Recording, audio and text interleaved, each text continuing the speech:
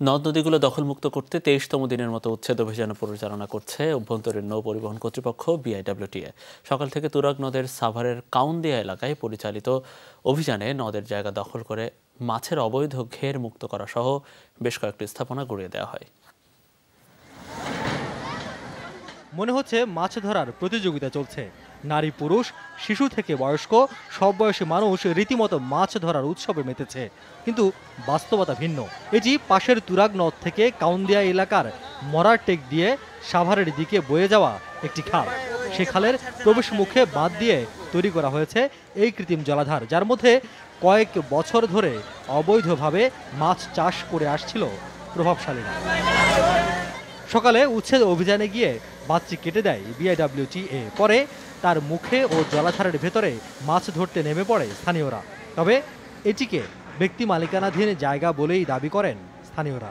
মাছটা চাষ করছে এলাকার যুবক শ্রেণীর পোলাপান ওরাই চাষ করছে। এটা আইসা বেকুদে ভেঙেছে, যার মালিক জানায় নাকি হ্যাঁ রিং দিয়ে একটু বলতো যে আপনি এখানে আসেন, আপনার আসে বিষয়ে কথা বলুম, ভালো মন্দ এটি তো কিছু বলে নাকি। 10 থেকে 15 লাখ টাকার মাছ চলে গেছে। এখনো দেখতেই পাইতেছেন কত লোকজন আপনার মাছ ধরে নিয়ে গেল। একই সঙ্গে চলে অবৈধ স্থাপনা ভাঙার কাজ। বহুতল ভবন সহ প্রায় অর্ধ শতাধিক স্থাপনা গুঁড়িয়ে দেওয়া হয় অভিযানে।